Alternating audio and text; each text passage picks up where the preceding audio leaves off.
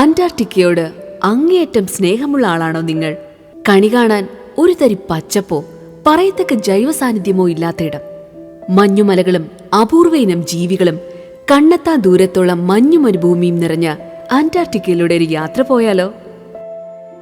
അന്റാർട്ടിക്കയിലൂടെയുള്ള യാത്ര എന്നത് ഏറെക്കാലം സാഹസിക സഞ്ചാരികൾക്ക് സ്വപ്നം മാത്രമായിരുന്നു. 20-ാം നൂറ്റാണ്ടിന്റെ തുടക്കത്തിൽ റോൾഡ് ആമുണ്ട്സൺ, ഏണസ്റ്റ് ഷാക്കിൾട്ടൺ തുടങ്ങിയ ധീരരായ പരിവേഷകർ അന്റാർട്ടിക് യാത്ര നടത്തി ലോക ശ്രദ്ധ നേടി. എന്നാൽ 1960കളുടെ അവസാനം വരെ അത്രയധികം പേർക്കൊന്നും ഭൂമിയുടെ ദക്ഷിണ ധ്രുവം കണി കാണാനുള്ള ഭാഗ്യമുണ്ടായിട്ടില്ല. 1999-2000 കാലഘട്ടത്തിൽ 14,762 പേർ മാത്രമാണ് അന്റാർട്ടിക്കയിലേക്ക് യാത്ര നടത്തിയത്. എന്നാൽ ഇന്ന് 7 ഭൂഖണ്ഡങ്ങളിൽ ഒന്നായ അന്റാർട്ടിക്കയ്ക്ക് ഈ പറയുന്നതിലുമേറെ കാര്യങ്ങൾ അവകാശപ്പെടാനുണ്ട്. വർഷം മുഴുവനും അന്റാർട്ടിക്കയിൽ തന്നെ താമസിക്കുന്ന ആളുകളും മഞ്ഞിൽ വളരുന്ന പ്രത്യേക തരം സസ്യജാലങ്ങളുമെല്ലാം ഇവിടെയുണ്ട്.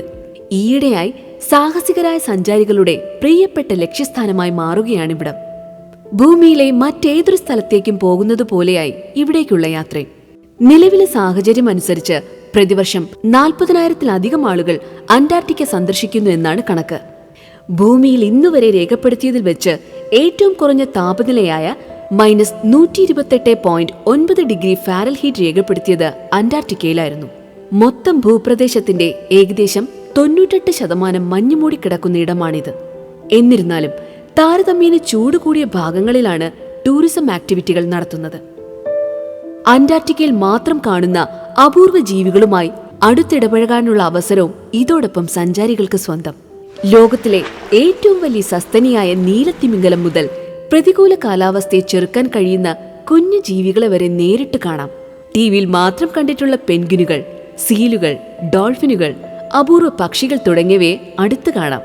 എങ്ങും മഞ്ഞിന്റെ തൂവെള്ള നിറത്തിലുള്ള പാളികൾക്കിടയിലൂടെ ഒരു കപ്പൽ യാത്ര ചെയ്യുന്നതെന്ന് ഓർത്തു നോക്കൂ.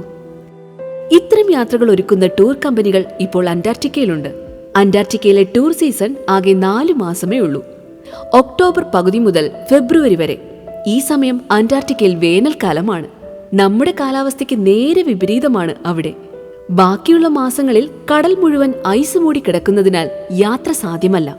ഭൂമിയിലെ മറ്റു പ്രദേശങ്ങളെ പോലെ തന്നെ അമിത ടൂറിസം കൊണ്ടുള്ള പ്രശ്നങ്ങൾ അന്റാർട്ടിക്കയിലും ഭാവിയിൽ ഉണ്ടായേക്കുമെന്ന് ചില പരിസ്ഥിതി ശാസ്ത്രജ്ഞർ മുന്നറിയിപ്പ് നൽകിയിരിക്കുന്നു.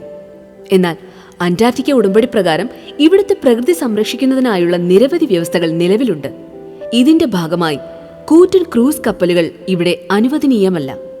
ചെറിയ കപ്പലുകളും മോട്ടോർ ഘടിപ്പിച്ച ബോട്ടുകളും കയാക്കുകളുമെല്ലാമാണ് ഇവിടെ ഉപയോഗിക്കുന്നത്. കാൽനടയായും യാത്ര ചെയ്യാം.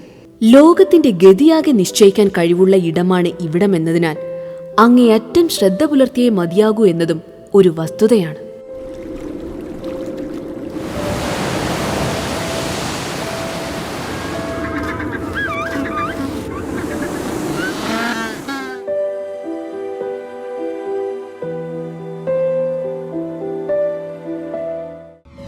If you like our content, please like, share and subscribe.